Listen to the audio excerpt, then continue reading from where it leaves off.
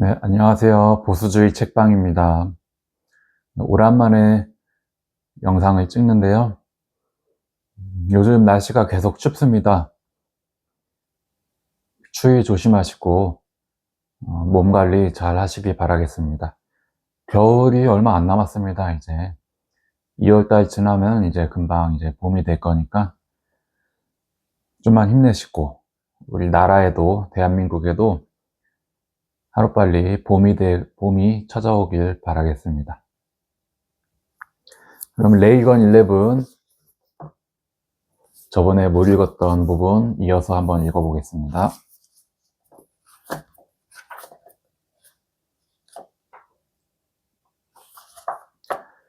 레이건 11 원칙 두 번째, 신앙. 레이건이 그랬듯 오늘날의 보수주의자들도 쉬지 않고 자유를 이야기한다. 자유, 자유, 자유. 보수주의자들의 어떤 모임에서도 자유를 노래하는 것을 들을 수 있다. 그들은 자유를 마치 보수주의의 동의어나 보수운동의 구호처럼 이야기한다. 가끔은 진부할 정도로 자주 말한다. 레이건은 자유가 언제나 공격을 받고 있으며 매 세대마다 자유를 보존하기 위해 싸워야 한다고 주장했다. 각 세대는 자유를 명확하게 이해하고 다음 세대에게 가르쳐야 한다는 것이다. 하지만 레이건은 오로지 자유만 이야기하는 것은 실수임을 알고 있었다. 자유 그 자체만을 추구할 때 자유는 보수주의가 아닌 자유지상주의가 된다. 보수주의자에게 있어 자유는 신앙을 필요로 하고 신앙으로부터 분리할 수 없는 것이다. 신앙에 뿌리내리지 않은 자유는 도덕적 무질서를 낳고 사회 문화적 혼란을 초래한다. 신앙이 빠진 자유는 라스베이거스의 환락가일 뿐이지 신의 도덕성은 될 수 없었다. 신의 도성은 될 수 없었다. 신앙이 없는 자유는 방종을 낳고 선이 아닌 악을 초래한다. 신앙은 사람의 영혼에 신성하게 하는 은총을 불어넣어 자유사회의 사람들을 이타적으로 만들어 이웃을 사랑하고 섬기게 한다. 우리의 자유의지를 신앙으로 양육하고 향상시킬 때 우리는 비로소 선한 것들을 추구하게 된다. 진정한 자유는 특히 기독교적 자유의 의미는 자기 멋대로 하는 방종과 다르다. 크리스천에게의 자유는 신앙 없이 존재할 수 없다. 레이건과 상호 존중의 협력적 관계를 가졌던 교황 요한 바오로 2세가 말했듯이 신앙의 견고한 토대와 지도가 없는 자유는 혼동되고 왜곡될 수 있을 뿐 아니라 타인의 자유를 해치게 될 수도 있다.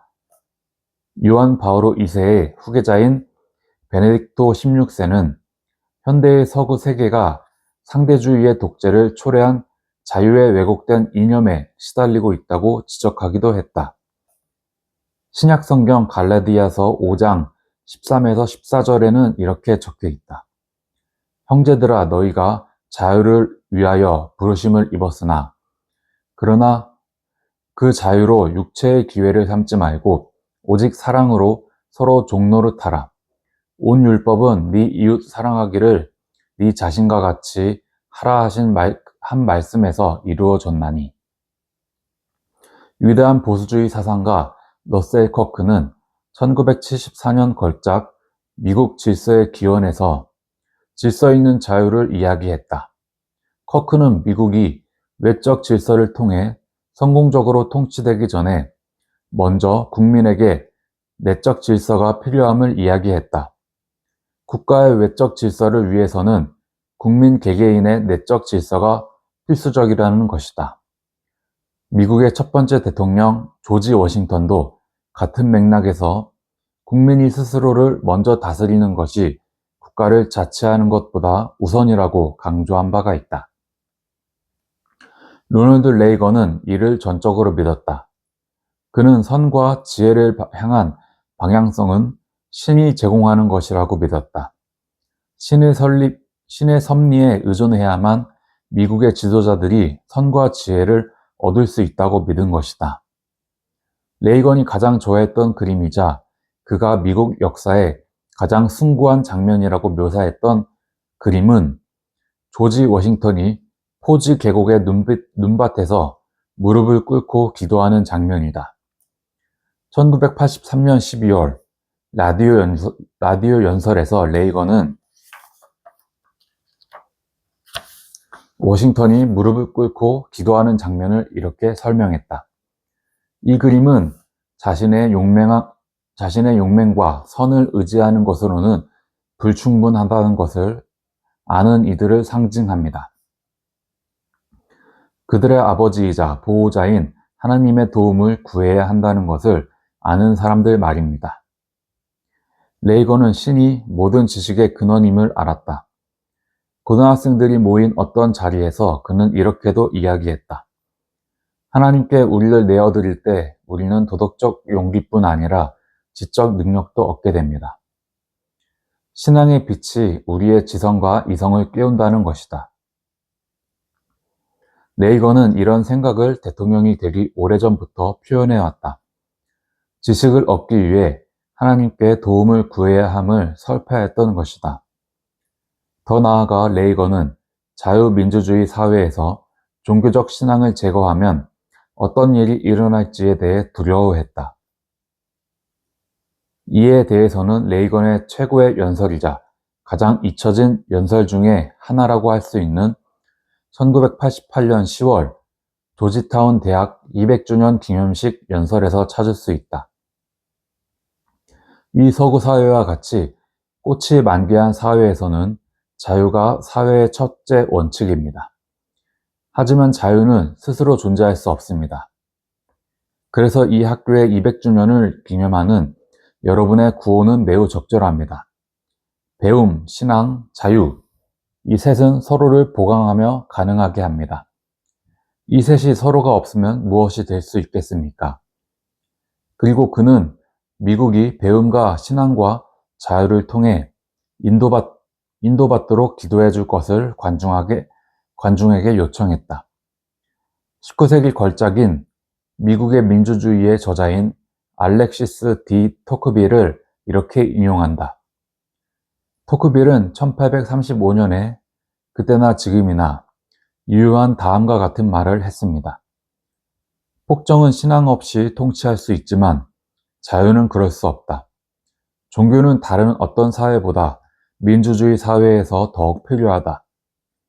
레이건은 조지타운 대학생들에게 이렇게 경고했다. 배움은 좋은 것이지만 그것이 신앙과 자유에 대한 사랑으로 연단되지 않으면 실로 매우 위험한 것이 될 수 있습니다. 로베스피에르부터 레닌까지 또 호치민부터 폴포트까지 수많은 지식인이 악명으로 기록되어 있습니다. 레이건은 미국에서 결코 변하지 않아야 할 한 가지 바로 미국인이 정부의 정책과 법의 공포에 있어서 하나님의 인도하심을 구해야 한다는 것이라고 주장했다. 우리는 우리의 법과 정부를 인류의 모델로만이 아니라 하나님의 지혜와 자비에 대한 증거로 만들어야 합니다. 오늘날의 보수주의자들은 자유에 대한 레이건의 이 말을 즐겨 인용한다. 자유는 소멸되기까지 결코 한 세대보다 멀리 있지 않습니다. 자유는 계속해서 싸워내고 지켜내고 다음 세대에게 넘겨주어야 합니다. 레이건의 이 말은 너무 유명해서 나도 어떤 보수주의 모임에서 이 문구가 새겨진 머그컵을 받기도 했다. 레이건은 분명히 이 말을 했고 또 이 말에 동의하겠지만 다음 세대가 신앙의 지도 없이 싸우기를 원치 않았다. 폭군들은 신앙 없이 나라를 통치하려 할지 모르지만 미국인은 그럴 수 없었다.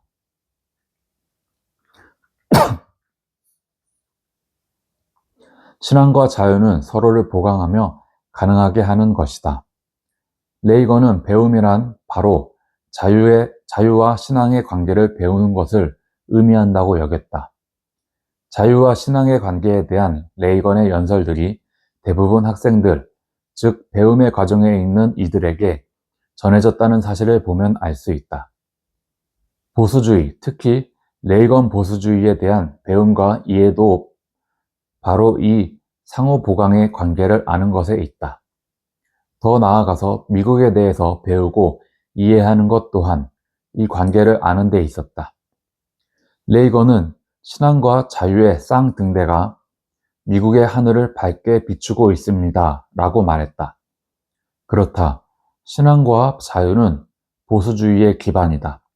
그것은 레이건이 그 시대의 소동을 뚫고 항해하게 한 방향타였고 오늘날의 보수주의자에게도 그래야 한다. 그렇다면 종교적이지 않으면서도 보수주의자가 될 수 있을까? 러셀 커크는 이에 대해 모든 종교적인 사람이 보수주의자는 아니지만 모든 보수주의자는 종교적이라고 관찰한 바 있다. 확실한 건 종교적 토대가 없이 보수주의는 있을 수 없다는 것이고 대체로 보수주의자들이 우리 시대에 종교를 지키고 있다. 커크는 50년 이상 전에 이 말을 했지만 이것은 오늘날 더욱 진실이다. 윌리엄 버클리도 이와 비슷한 말을 한 바 있다. 진정한 보수주의자는 종교적인 필요가 없지만 종교에 적대적일 수는 없다. 최소한 이것만큼은 진실이다. 보수주의는 세속적으로 기운 사람들보다 종교적인 사람들에게 훨씬 더 쉽게 다가온다. 로널드 레이건도 이에 동의했을 것이다. 신앙과 자유의 관계는 대부분의 보수주의 사상가들이 인정하는 보수주의의 대표적인 특징이다. 그런데 레이건 보수주의에는 모든 보수주의자가 공유하지 않은 또 다른 면모가 있다. 바로 흔들리지 않는 신앙에 기초한 낙관주의다. 이것은 레이건의 성장 과정, 특히 어머니 넬리 여사의 영향으로 추정된다. 넬리 여사는 최악의 시련 속에서도 언제나 하나님의 계획이 있다는 것과 결국에는 모두가 다 잘 될 것이라고 이야기했다.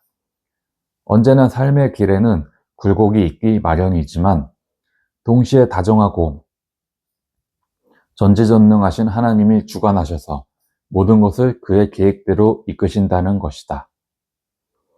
대통령이 되기 오래전 할리우드의 39살 영화배우 레이건은 1950년 6월 어느 할리우드 잡지에 나의 신앙이라는 글을 기고했다. 그는 이 글의 말미에 다음 두 줄의 시를 인용한다. 하나님이 하늘에 계시니 모든 일은 다 괜찮을 거야.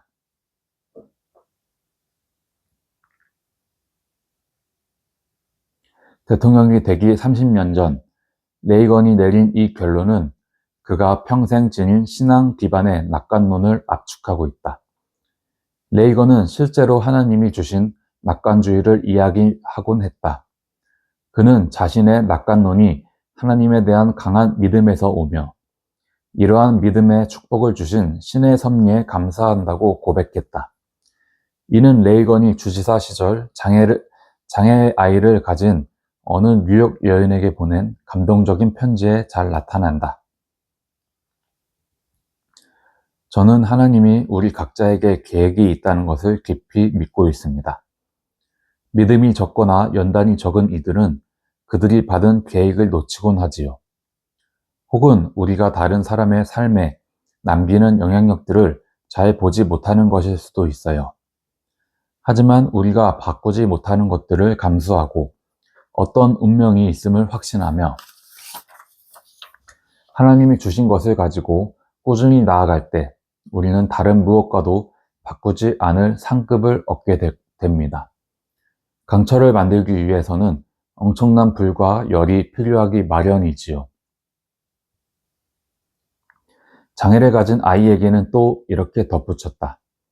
하나님께서 어떤 계획이 있으실 것이라고 믿고 최선을 다해 앞으로 나아간다면 가장 좋은 방향으로 삶의 문제가 하나씩 해결되곤 한단다. 불리한 상황도 신의 섭리의 일부분일 수 있다는 것이다. 레이건과 그의 가까운 친구이자 보좌관이었던 빌 클라크는 이를 신의 섭리라고 부르기도 했다. 단기적으로 암울해 보이는 일이 있더라도 언제나 희망은 있다는 것이다. 주지사 시절 레이건이 피살당한 경찰의 아내에게 쓴 또 다른 편지에서는 이런 말로 위로했다. 우리를 위한 하나님의 계획에서 왜라는 질문은 아무도 확실히 대답해 줄 수 없습니다. 하지만 우리 각자를 향한 그 계획이 어떤 것이든 우리는 그분의 지혜와 자비를 신뢰할 뿐이죠. 그 계획은 우리가 이해하도록 주어진 것이 아닙니다. 오직 믿음을 가질 뿐이죠. 우리는 우리 각자를 향한 하나님의 계획을 신뢰해야 합니다. 이 두 통의 편지는 레이건이 전국의 국민들에게 직접 보낸 수많은 편지들 중 몇 개일 뿐이다. 그는 기회가 될 때마다 더 깊이, 즉 신의 계획에 대한 믿음을 전했다. 그의 낙관적 비전을 잘 보여준다. 마지막으로 레이건의 낙관주의를 잘 나타내는 사례는 그가 즐겨 인용하던 똥더미에 갇힌 조랑말 우화다. 한 명은 비관적이고 다른 한 명은 낙관적인 두 어린 아들을 둔 아버지의 이야기다. 아버지는 비관적인 아들을 새 장난감이 가득한 방에 넣어주었고 낙관적인 아들은 비료가 가득한 헛간에 넣어두었다. 아버지가 돌아왔을 때 비관주의자 아들은 가지고 놀 장난감이 없다며 자지러지게 울고 있었다. 헛간에 가보니 낙관주의자 아들은 똥더미 속을 헤집고 있었다. 아버지가 낙관주의자 아들에게 뭘 하고 있냐고 물어보자 아들이 대답했다. 여기 어딘가 분명 조랑말이 있을 거예요. 이 낙관주의자가 레이건이었다. 이 예화는 자신의 이야기였던 것이다. 로널드 레이건은 헛간에 놓인 어린아이와 같았다. 이 낙관주의는 레이건이 대통령으로서 했던 많은 외교 정책과 국내 정책에 반영되었다. 외교 정책에 있어서 레이건은 그 누구도 갖지 못한 낙관주의를 보여줬다. 모든 사람이 그 가능성조차 가늠하지 못하고 주변의 모두가 반대할 때 그는 냉전에서 이길 것이라는 확신을 가지고 있었다. 그는 미국이 이길 것이라는 사실과 자신이 이 치열한 냉전 드라마에서 무신론적 소련 공산주의로부터 세상을 구할 주인공 역할을 할 수 있을 것을 확신했다. 지미 카터가 대통령으로 취임한 1977년 1월, 많은 사람은 미국이 냉전에서 패할 것으로 전망했다. 그때 레이건은 친구이자 외교 자문관인 리처드 V. 앨런에게 이렇게 말했다고 한다. 딕, 소련에 대한 나의 미국 정책은 간단해. 누구는 너무 단순하다고 말할지도 모르지. 그건 바로 우리는 이기고 그들은 진다는 거야. 어떻게 생각해? 대부분 전문가는 그런 단순한 입장을 미쳤다고 불가능하다고 여겼다. 하지만 레이건은 달랐다. 그는 매우 비관적이고 심각한 국제적 환경 속에서 자타가 공인하는 세계 최강의 낙관론자였다. 국내 정책에서도 마찬가지였다. 1982년과 83년 경기 불황이 계속되고 레이건의 감세 정책으로 경제 활성화가 오히려 더디게 느껴질 당시 레이건의 보좌관 중 한 사람은 타임스와의 인터뷰에서 이렇게 말했다. 대통령은 엄청난 경기 회복을 확신하고 있습니다. 그는 낙관적이에요. My God, 그는 엄청난 낙관주의자이지요. 이 보좌관은 은연중에 레이건의 낙관주의가 어디에서 비롯된 것인지를 정확히 짚었다. 바로 하나님 말이다. 레이건은 이 낙관주의가 그만의 독특한 성향이라고 스스로 인정한 바 있다. 그의 대통령 임기 말미에 어떤 연설에서 그는 이렇게 말했다. 다들 제가 낙관주의자라고 이야기하는 것을 압니다. 지난 몇 해 동안 사람들은 저를 상습적 낙관주의자, 영원한 낙관주의자, 반사적 낙관주의자, 태생적 낙관주의자, 약삭빠른 낙관주의자, 신중한 낙관주의자, 심지어 반항적인 낙관주의자라고 불러왔죠. 전문가들이 노력하면 그 어떤 단어도 비난조로 만들 수 있다는 것을 보여줄 뿐입니다. 단연 레이건만이 스스로의 낙관론을 가장 잘 표현할 수 있었다. 그는 낙관을 말했고 사람들에게 잘 보여주었다. 또 그의 낙관주의는 그의 신앙이 어떻게 세계관과 인생, 대통령직, 그리고 보수주의를 근본적으로 좌우하고 있는지 잘 보여준다.